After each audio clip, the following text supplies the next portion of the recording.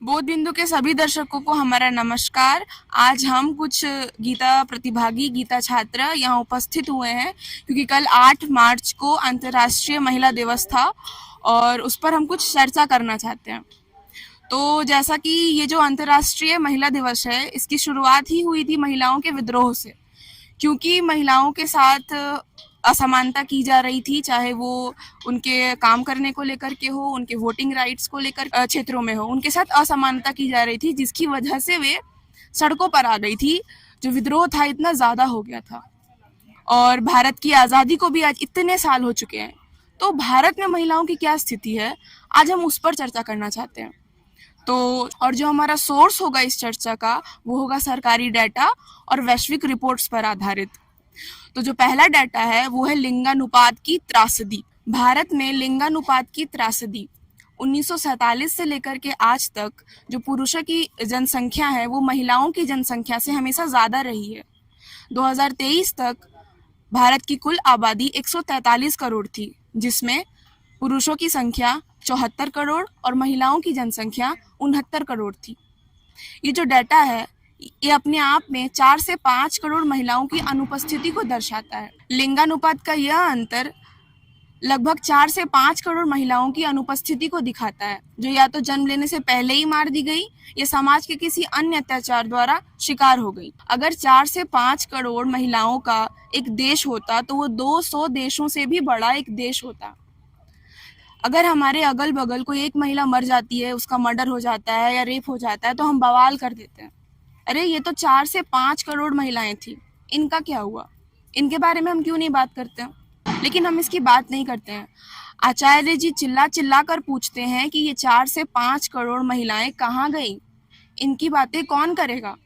तो आइए इन गीता छात्रों से इनकी राय जानते हैं। हाँ बिल्कुल, हमें ये जो अनुपस्थिति दर्शा रही है 4 से 5 करोड़ की, इसकी हम बातें क्यों नहीं करते हैं, बल्कि हम इसके बजाय दूसरी बातें करते हैं कि महिलाओं को मॉल में जो सेल्स कपड़े मिल रहे हैं उस पे छूट मिलनी चाहिए, 10% छूट मिलनी चाहिए, या फिर किसी अन्य चीज़ों में हम बोलते हैं कि उनको छूट मिलनी चाहिए। आज ही सुबह पेपर में आया था कि ब्राइडल मेकअप पे 20 से 30% छूट मिलनी महिला चाहिए। दिवस का मतलब यही है। महिला दिवस क्या, इक्वलिटी का मतलब यही है, महिला सशक्तिकरण का मतलब यही है कि मैं वहाँ पे 20% दे दो, यहाँ पे 10% दे दो। ये तो महिला सशक्तिकरण का मतलब नहीं हुआ ना, बिल्कुल भी नहीं हुआ। और महिला सशक्तिकरण का सही मतलब कब हुआ, जब वो रियली सशक्त हो रही है हर तरीके से, इंडिपेंडेंटली, फिर एजुकेशन के जरिए, आर्थिक तरीके से, हर तरीके से हो रही है, तब उसको महिला सशक्तिकरण बोला जाएगा। आपने जो बताया कि ये जो अभी 4 से 5 करोड़ की महिलाओं की अनुपस्थिति को दर्शा रहा है, तो ये डाटा तो हमें भी नहीं पता था। ये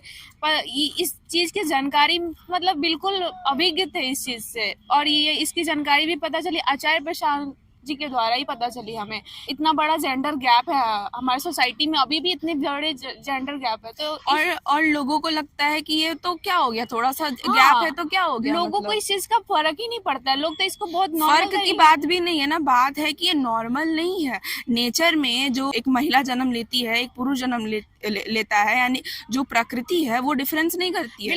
लगभग जितनी महिला होनी चाहिए या फिर होती है उतना ही पुरुष भी होगा। हाँ, तो जो डिफरेंस है ये कहाँ से हो रहा है?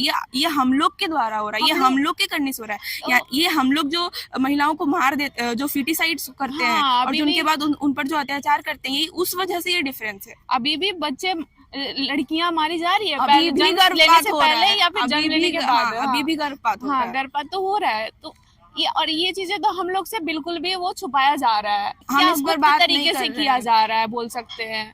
ये इलीगल होने के बाद भी ये चीज अभी भी हो रही है और हम इस पर बात बिल्कुल नहीं कर रहे हैं।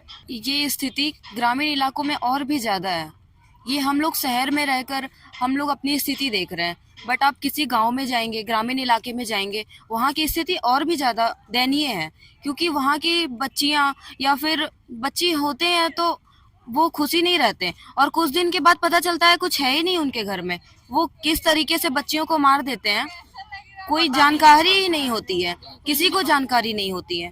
तो ये इतना भेदभाव क्यों किया जा रहा है लड़कियों के साथ? ये हर चीज में लड़कियों को ही क्यों सहना होता है हर चीज को? तो अब हम आर्थिक स्वतंत्रता और वेतन असमानता पर बात करते हैं। भारत में केवल 20.3% महिलाएं ही श्रम शक्ति का हिस्सा हैं। यानी कि अराउंड 20% जो फीमेल्स हैं सिर्फ उतनी ही लेबर फोर्स का हिस्सा है। तो जो 80% महिलाएं हैं वो कहाँ हैं, वो कहाँ गई, उस पर कौन बात करेगा? 80% महिलाएं घरों में हैं, घरों में खाना बना रही हैं और घर में बच्चे पाल रही हैं। उन्हें दुनिया से कोई मतलब नहीं है। वो कुछ जानती भी नहीं है कि बाहर और भी कुछ काम किया जा सकता है। वो बस उतने में ही सीमित है। वो बस उतना ही जानती हैं जितना उन्हें बताया गया है। वो खुद से ना कुछ सोच सकती हैं, ना खुद से बोल सकती हैं। मैं भी एक ग्रामीण इलाके से हूँ और मैं देखती हूँ आसपास कोई घर में सिर्फ खाना बनाने से सीमित है, और अगर पढ़ाया भी जाता तो टेंथ ज्यादा 12th तक पढ़ा देंगे, इससे ज्यादा शादी के लिए। हाँ, शादी के लिए, उसे सिर्फ शादी कराने के ताकि लिए, ताकि लड़की को छाट ना दे। शादी मतलब पढ़ाया भी हाँ, जा रहा है, शादी शादी के लिए, के ताकि लिए। लड़की पढ़ी लिखी हो थोड़ा, तो घर का ये कर सके, देखभाल कर सके। एक्चुअली ग्रेजुएट भी कोई कर रही है, 12th में पास कर रही है, तो खाना बनाने की कितनी शर्म की बात है। सर ने एक बार कहा था, आचार्य प्रशांत की वीडियो में मैंने एक बार देखा था कि वो कह रहे हैं कि अगर आपको खाना बनाने भी लाना है तो आप एक चीफ ले आओ ना, अच्छे से ले आओ। आप क्यों ग्रेजुएशन करा के किसी लड़की का लाइफ में आप उसकी डिग्री का तो कोई उसकी डिग्री का कोई वैल्यू ही नहीं दे रहे हो? क्यों आखिर ऐसा क्यों? आखिर ऐसा इसलिए है क्योंकि उनको उनके हाथ से खाना खाना है, बस इतना स्वादिष्ट लाजवाब खाना कहीं और मिलता ही नहीं है ना। घर का खाना घर की स्त्री बनाएगी और दूसरी नहीं महिलाएं। और जो बाहर बाहर जाते, ठीक है, ऊपरी बाहर, वो बाहर कैसे खा लेते, तब अनपच नहीं हो जाता तब कैसे रह लेते हैं? ले दे करके यही है, स्वार्थ है, ठीक है, कि 20% हम बोल रहे हैं कि श्रम शक्ति में उनका जाता है, वो भी किन चीजों में जाती है? क्या वो बड़े बड़े बिजनेस संभाल रही हैं? क्या वो और भी कम है, और भी फीमेल जो सीईओ हैं उसमें और भी उनका कम परसेंटेज है। कम है। यस, तो उनका जो भी श्रम शक्ति भी जा रहा है ना, वो लेबर फोर्स में जा रहा है, वो भी एक चीज मुझे बहुत बोलना ही है कि वो निचले जो चीजों में जा रहा हाँ है जो ये। लेबर फोर्स में भी जो महिलाएं हैं वो ज्यादातर निचले तबके की महिलाएं हाँ, हैं। निचले आइए देखते हैं राजनीति एवं विज्ञान में महिलाओं की भागीदारी कितनी है। लोकसभा में महिलाओं का प्रतिनिधित्व सिर्फ 14.3% का है। हमारा जो लोकसभा है वहाँ पे जो रिप्रेजेंटेशन है फीमेल का, अगर वहाँ पे ही फीमेल कम है, वहाँ पे female come in the sense कि ऐसा नहीं है कि 50% है तो 40% ही है, नहीं, मतलब डायरेक्ट 14% है, तो इतना कम है। तो अगर हमारी बातें वहाँ तक पहुँचेगी ही नहीं तो फिर कैसे? वो जो मतलब गैप आप बोल रहे हैं ना, लोकसभा में जो इतना बड़ा गैप है, 14.3% ही सिर्फ महिलाएं हैं वहाँ पे रिप्रेजेंटेशन वो तो कितना 2/3 से भी ज्यादा है, हम बोल सकते हैं। इस गैप के बारे में हम क्यों नहीं देखते हैं? और हम बात करते हैं कि भाई इक्वालिटी आ रही है, Equality इंडिया डेवलप कर रहा है, नहीं, कहाँ से डेवलप इक्वालिटी की तो बात ही छोड़ दो भाई, यहाँ पे तो ये डाटाज हमसे बिल्कुल छुपाए जा रहे हैं और मुझे खुद नहीं पता थे। अगर आचार्य जी नहीं मिले होते तो पता नहीं हम यहाँ बैठकर किन मुद्दों पर बात कर रहे होते। और हम ऐसे ख्वाबों की दुनिया में रहते हैं कि हम लोग इक्वालिटी में जा रहे हैं। भारत में वैज्ञानिकों और शोधकर्ताओं में महिलाओं की क्या स्थिति है? उसमें सिर्फ 16% ही महिलाएं हैं, बाकी कहाँ गई? वहां भी इतना बड़ा डिफरेंस है, मतलब ये घपला हर जगह हो रहा है। वहां भी सिर्फ कितनी प्रतिशत महिलाएं हैं? 16%। यानी कि रिसर्च में भी जो फीमेल का रिप्रेजेंटेशन है वो सिर्फ 16% है। और ये होगा ही क्योंकि जो भारत में जो फीमेल्स हैं उनको हायर स्टडीज के लिए तो इनकरेजमेंट है ही बिल्कुल नहीं। मैं गांव से ही हूँ, मैं अपनी स्थिति बताती हूँ। मैं 10th तक तो पढ़ के निकली, 12th तक आने लगी, उसके बाद मेरे को बोला गया कि हाँ अब तुम क्या करोगी पढ़ के। अरे हम लोग मतलब रिसर्च ही नहीं कर सकते। रिसर्च को तो आप गोली मारो, हाँ। ग्रेजुएशन ही नहीं, हाँ, बहुत ग्रेजुएशन ही बड़ी नहीं बात है। करने दिया गया मेरे को। तो पढ़ने के लिए ये नहीं करने, मैं तो घर से निकली हूँ भाई। मैं शादी के लिए फोर्स किया जाता है, ये नहीं कि तुम पढ़ो, इसके लिए नहीं किया जाएगा। यानी शादी कि हायर स्टडीज के लिए कोई बिल्कुल encouragement नहीं है। क्या ही आपको करोगी पढ़ encouragement के, है ऐसे higher बोला studies जाता के है। लिए? मैं तो पढ़ रही हूँ अभी, वो भी मैं अपनी जिद्दी से पढ़ रही हूँ। मुझे कोई घर से कोई बहुत ज्यादा ये नहीं किया गया कि हाँ पढ़ लो, मैं अपने जिद से पढ़ रही हूँ। यानी कि वो जो रेस्ट्रिक्शन है, वो जो रेजिस्टेंस है वो आप फेस कर रही हैं। हाँ। और ये जो रेस्ट्रिक्शन है ना, वो एक महिला के साथ नहीं है, हर किसी के साथ है। यहाँ तक कि मैं भी अभी वो चीज फेस कर रही हूँ। मेरे घर से भी बहुत ज्यादा वो आता है, क्या बोलते हैं, अपोजिशन आता है कि नहीं अब तुम्हें नहीं पढ़ना है, अब कितना पढ़ेगी। यहाँ तक कि उन लोगों ने तो ये बोलते हैं कि नहीं देना है पैसा ही नहीं देना है तुमको।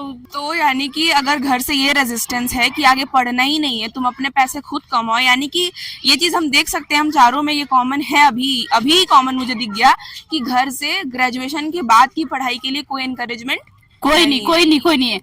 कोई नहीं। और और अगर हम ग्रेजुएशन के बाद पढ़ाई ही नहीं करेंगे, हम एमएससी नहीं करेंगे, तो फिर हम आगे रिसर्च कैसे करेंगे?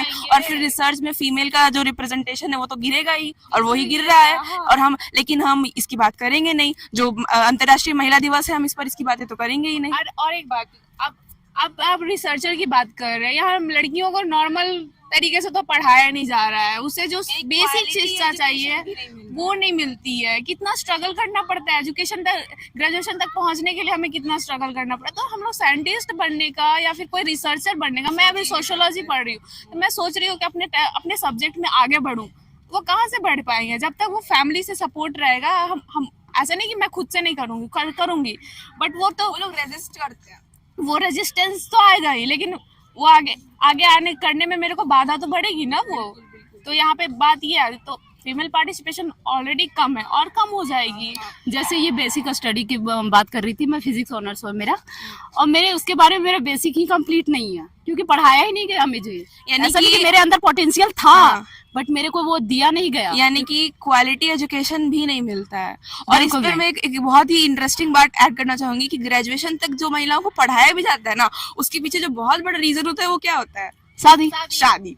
यानी कि ग्रेजुएशन भी अगर एक फीमेल को करवाया जाएगा तो वो इसलिए क्योंकि जो उसके घर वाले होने वाले आगे जो जिससे उसको शादी करना है, वहां पे मांग है ग्रेजुएट लड़की। हाँ, अगर वहाँ मांग नहीं होती ग्रेजुएट लड़की की तो बिल्कुल नहीं पढ़ाती, नहीं कराया, बिल्कुल नहीं। यानी क्या कि जरूरत है पढ़ाने के पीछे भी जो रीजन है वो क्या है? लड़की को ऊंचाई, लड़की को एजुकेट करना नहीं है रीजन। बिल्कुल नहीं, बिल्कुल नहीं है। लड़की को शादी करना है इसलिए उसको एजुकेट कर रहे हैं, वो भी काम भर के लिए। फिर कहाँ से वो भी तुम कितना एजुकेट हो जितना जरूरत है, ज्यादा पढ़ने की तुमको जरूरत नहीं है। क्या करेगी तुम ज्यादा पढ़ के? ये आता है घर से सुनने को। और ये ग्रेजुएशन की सिस्टम भी 2000 के बाद से स्टार्ट हुई है।